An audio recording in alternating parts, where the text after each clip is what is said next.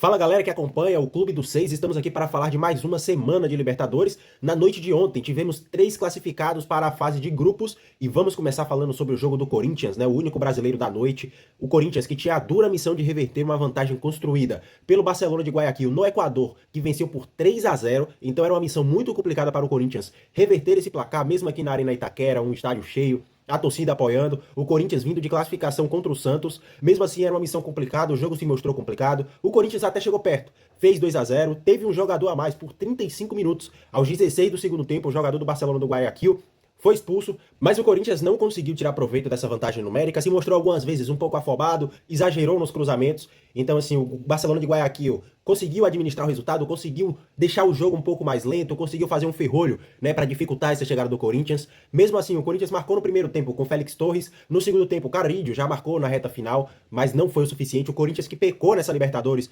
nos jogos de ida principalmente, né, o Corinthians não conseguiu entender muito bem que o jogo é decidido em 180 minutos, teve dificuldades, né, quase comprometeu logo na primeira fase, né, logo no primeiro jogo da pré-Libertadores contra a UCV da Venezuela. Quase comprometeu a classificação por conta do jogo de ida, mas conseguiu vencer aqui no Brasil, né, aqui em São Paulo.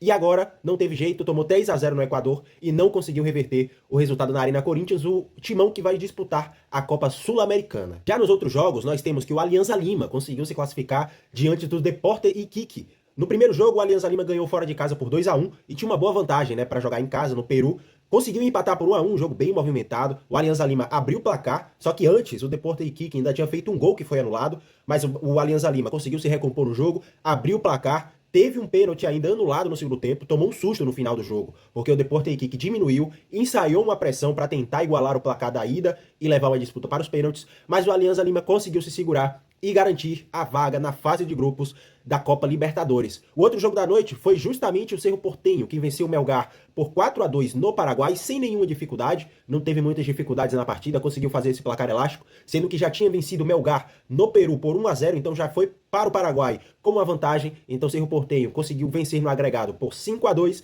e também garantiu vaga na fase de grupos da Libertadores. O sorteio vai ser na próxima segunda-feira. Ainda temos mais um jogo na noite de hoje, Bahia e Boston River. O jogo de ida no Uruguai foi 0-0. O Bahia vai jogar em casa, é o favorito na partida e pode ser o único brasileiro a se classificar para a fase de grupos depois de ter passado pela pré-Libertadores. Então fica aí a expectativa para o Bahia, né, se classificar, mais um brasileiro aí na fase de grupos da Liberta, que vai ter o sorteio na segunda-feira. Então fica aí a nossa expectativa e esse é o nosso boletim da Libertadores de hoje. Um abraço, galera, deixa o like, deixa um comentário, compartilha nossos vídeos, porque tem muito conteúdo bom vindo por aí no Clube dos Seis. Um abraço.